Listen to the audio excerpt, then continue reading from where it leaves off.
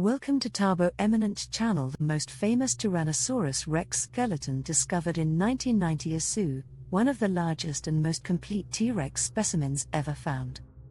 On August 12, 1990, fossil hunter Susan Hendrickson discovers 3 huge bones jutting out of a cliff near Faith, South Dakota. They turn out to be part of the largest ever Tyrannosaurus rex skeleton ever discovered, a 65-million-year-old specimen dubbed Sue, after its discoverer. Amazingly, Sue's skeleton was over 90% complete, and the bones were extremely well preserved. Thanks for watching. Request you to subscribe. The channel. Hendrickson's employer, the Black Hills Institute of Geological Research, paid $5,000 to the landowner, Morris Williams, for the right to excavate the dinosaur skeleton, which was cleaned and transported to the company headquarters in Hill City. The institute's president, Peter Larson, announced plans to build a non-profit museum to display Sue along with other fossils of the Cretaceous period. In 1992, a long legal battle began over Sue. The U.S. Attorney's Office claimed Sue's bones had been seized from federal land and were therefore government property.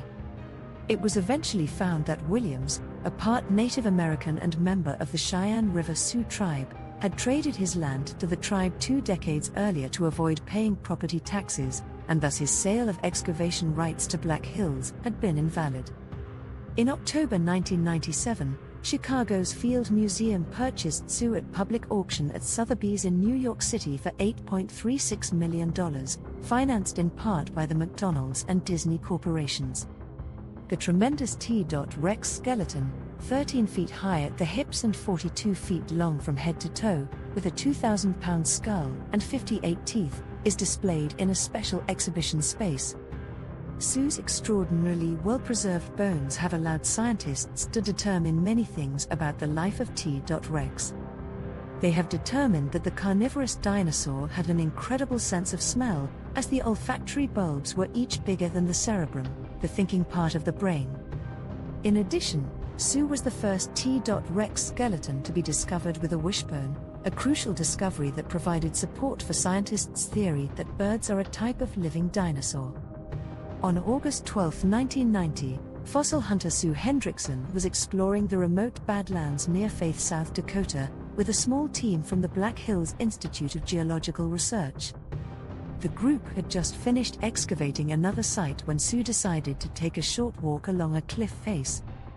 There, poking out of the rock, she spotted 3 enormous, fossilized vertebrae.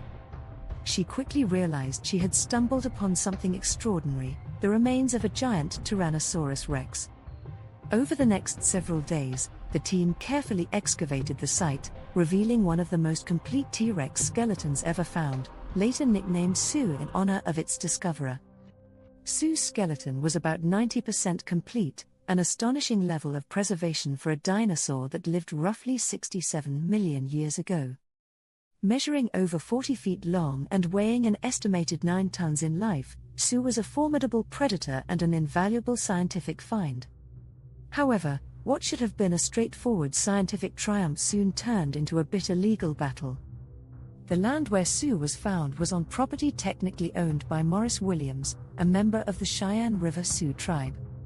Questions arose over whether the Black Hills Institute had legally acquired the fossil, and soon the FBI and the National Guard were involved, seizing the skeleton in 1992. After years of court proceedings, a judge ruled that the fossil belonged to Williams, who decided to sell it at auction. In October 1997, Sue was sold to the Field Museum in Chicago for $8.36 million, the highest price ever paid for a fossil at the time, with financial help from companies like McDonald's and Disney. Today, Sue stands proudly on display at the museum, attracting millions of visitors each year. Beyond being a world-class scientific specimen, Sue's story is a mix of adventure, legal intrigue, and the enduring human fascination with the giants of prehistory. Sue's life story, as revealed through her fossilized bones, is just as dramatic as her discovery. Paleontologists studying the skeleton found numerous signs of injury and disease.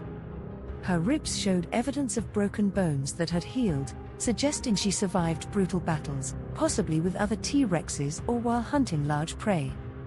Holes in her jawbone turned out to be the result of a parasitic infection, likely caused by Trichomonas-like protozoa.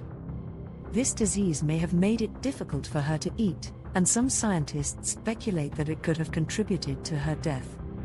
Despite these hardships, Sue lived longer than most T-Rexes, reaching about 28 years of age, a senior citizen by dinosaur standards.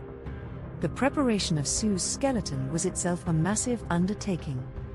After the auction, it took the Field Museum and a team of scientists more than 2 years to carefully remove the fossil from its surrounding rock, using delicate tools to avoid damage. Some bones were so large and heavy that special equipment was needed to lift and mount them. When Sue was finally unveiled in 2000, she instantly became the centerpiece of the museum's collection, drawing crowds from around the world.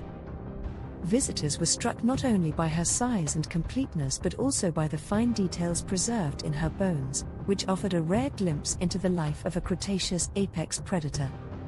Over the years, Sue has continued to contribute to science.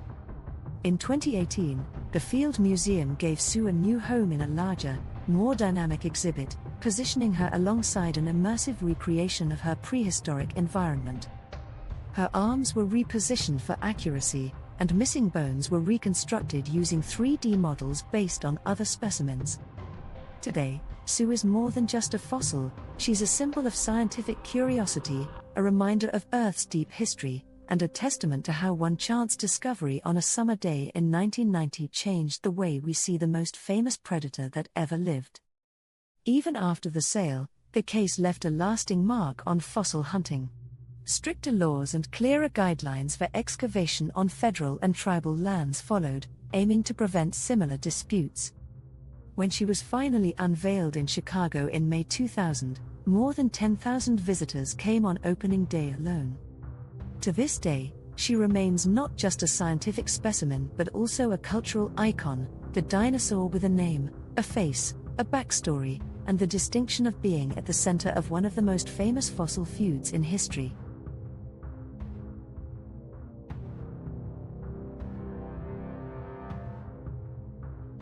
The posts blend scientific facts with modern pop culture jokes, making paleontology accessible and entertaining for millions of followers. Sue tweets about everything from the latest fossil discoveries to her thoughts on pizza, climate change, and museum life, all while maintaining a sharp wit.